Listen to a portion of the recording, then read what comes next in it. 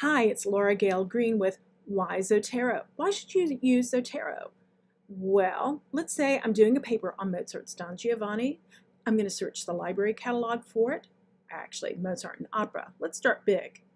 Ooh, that first one sounds really promising. Yeah, I'm going to click on that.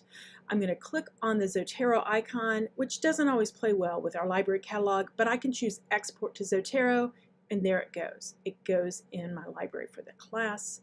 Oh, I need some journal articles. Let me go to Music Index, and I'm going to do a search for Mozart and Giovanni. Let's see what happens.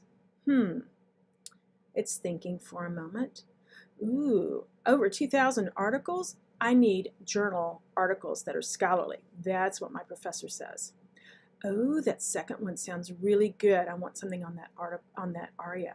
Okay, so I choose the icon, download the information on that.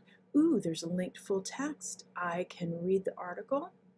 But let's go into Word and start typing our paper. Let's say we're at that stage. So I'm going to cite the first item, which is that book on Mozart's operas. I go to the Zotero toolbar I've installed, add edit citation. Ooh, Chicago Manual for this class, or Turabian. I choose Mozart's operas, insert a page number, boom. Yep, footnotes.